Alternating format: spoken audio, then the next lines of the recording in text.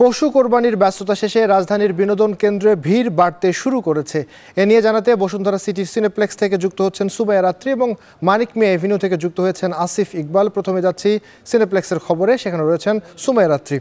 রাত্রি, ঈদে তো বাংলা অনেক সিনেমাই রিলিজ হয়েছে, এখনো পর্যন্ত কেমন রেসপন্স দেখছেন? এবং একই সাথে অনেকেই তো সিনেমার দেখাকে ঈদের একটি বড় বিনোদন হিসেবে মনে করেন, তারা কি বলছেন?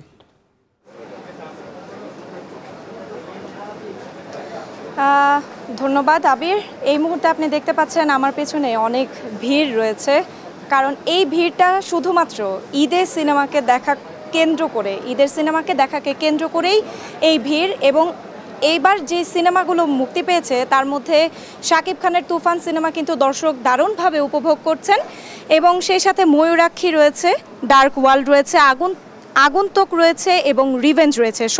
সব সিনেমাকে উপেক্ষা করেই কিন্তু এবার তুফান সিনেমার কথা দর্শকরা বলছেন। এবং দর্শকদের সাথে কথা বলে জানতে পেরেছি দর্শকরা কিন্তু এই সিনেমা দেখার জন্যই বিশেষ করে এসেছেন। এবং টিকিট কাউন্টারে কথা বলে জেনেছি কোনো টিকিট কিন্তু এবার আর নেই। আমি ঠিক শেষ মুহূর্তের শোটিতে এই মুহূর্তে আপনাদেরকে দেখাচ্ছি।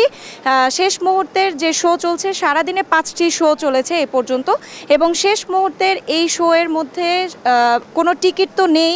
আগামী অগ্রিম 3 দিনের জন্য টিকিট বুকিং করে রেখেছেন দর্শনার্থীরা। এবং ঈদ উল ফিতরে কিন্তু যদি জানিয়ে রাখি, ঈদ উল ফিতরে মুক্তি পেয়েছিল 11টির মতো সিনেমা। ব্যবসায়িক দিক থেকে অনেক প্রযোজকরা লোকসানের মুখ দেখেছিল তখন, সেই কথা চিন্তা করে কিন্তু এবার খুবই কম সিনেমা মুক্তি দেওয়া হয়েছে। মাত্র 5টি সিনেমা কিন্তু এবার হলে চলছে। ঈদ উল আজহার যে 5টি সিনেমা রয়েছে সেগুলোর মধ্যে সবচেয়ে বেশি তুফানের কথাই বলছেন দর্শকরা। এবার ঈদে যে মুক্তিপ্রাপ্ত সিনেমাগুলো রয়েছে আজ থেকেই ভালো ব্যবসা করছে। গতকাল থেকে টিকিট বিক্রি শুরু হয়েছিল অনলাইনের মাধ্যমে, এবং অনলাইনের মাধ্যমেই কিন্তু দর্শকরা সব টিকিট কেটে বুকিং করে ফেলেছেন। আর যারা অনেকেই এসেছেন, এসে টিকিট পাচ্ছেন না, তারা আশাহত হয়েই বাড়ি ফিরছেন।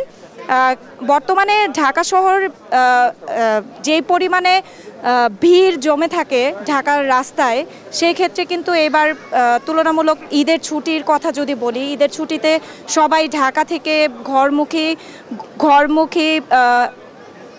ঘরমুখী হয়ে ফেরেন। এবং সেই ক্ষেত্রে যদি আরেকটু বলি, এবারের ঈদের যে সিনেমাগুলো রয়েছে 5টি সিনেমার মধ্যে তুফানের কথা তো বলতেই হয়।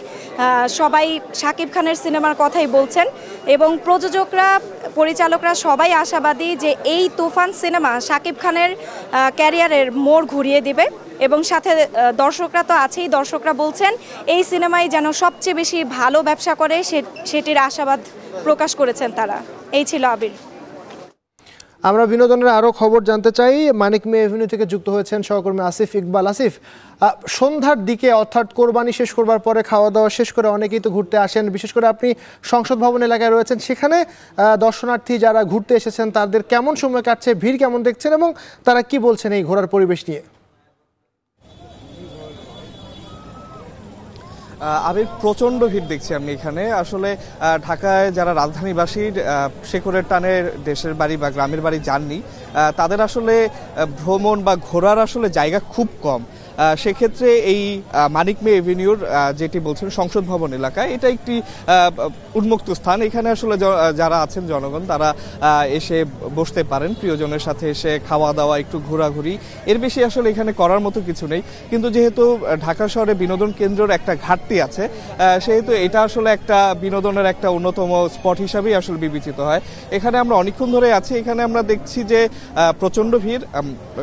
যারা আসছেন বেশিরভাগই আসলে ফ্যামিলি বা পরিবার সদস্যদের নিয়ে আসছেন। আমরা দেখেছি যে ছোট সদস্যদের নিয়ে এখানে আসা বাবা মাদের সংখ্যাও আসলে নেহাতি কম না। এখানে বেশ কিছু ছোটখাটো দোকান, ফুটপাতের দোকান, খেলনার দোকান আছে, সেই দোকানগুলোতে বাচ্চাদের কিচিরমিচির, বাচ্চাদের একটা ভিড় দেখা যাচ্ছে। আসলে মানে বলতে গেলে যে বিনোদন কেন্দ্রগুলোর যে ঘাটতি ঢাকা শহরে, সেটার আসলে একটা বলতে গেলে সেই অভাবটা মেটানোর মতোই একটা জায়গা হলো এখানে। এখানে যারা আছেন এখানে এসে পরিবারের সদস্যদের সাথে বসে সময় কাটাচ্ছেন, বিভিন্ন ধরনের খাবার খাচ্ছেন। আর আবির বলে রাখি, এর আগে কিন্তু আমরা সকাল থেকেই অনেকক্ষণ আগে থেকে আসলে রাজধানীর বিভিন্ন বিনোদন কেন্দ্রগুলো ঘুরেছি আসলে দর্শনার্থীদের সাথে সাথে আমরাও ঘুরেছি। সেখানে আমরা দেখেছি যে আমরা এর আগে দুপুর দিকে ছিলাম কিন্তু ডিএনসিসি ওয়ান্ডারল্যান্ড, যেটা আসলে শিশু মেলা নামে পরিচিত, সেখানেও আমরা দেখেছি যে কোরবানির সকালের যে আনুষ্ঠানিকতা যেটা বলছিলেন, একটা পরিশ্রান্ত একটা দিন কাটে আসলে সকালের দিকটা। তো সেই সময়টা শেষ করে বা অভিভাবকরা আসলে পরিবারের যে ছোট সদস্য আছে তাদের আসলে আবদার মেটাতেই আসলে এই শিশু মেলা বলেন বা এই শিশু পার্ক বলেন অথবা এই উন্মুক্ত স্থানগুলোতেই আসলে আসছেন। তাদের সাথে কথা বলে যা জানতে পেরেছি, তারা বলছেন যে পরিবারের যে সদস্যটি, সবচেয়ে ছোট সদস্যটি, আদরের সদস্যটি, তাদের আবদার মেটাতে আসলে তাদের যে এই প্রয়াসটা, এতে তাদের আসলে কোনো কষ্ট বা কোনো ক্লান্তি নেই। আবির। ধন্যবাদ আসিফ। আমরা আসলে দেখছিলাম যে কোরবানির পরপরই সিনেপ্লেক্স থেকে শুরু করে ঢাকার বিভিন্ন জায়গায় সাধারণ মানুষের উপচে পড়া ভিড় এবং তারা মূলত এই সন্ধ্যাটি উপভোগ করছে।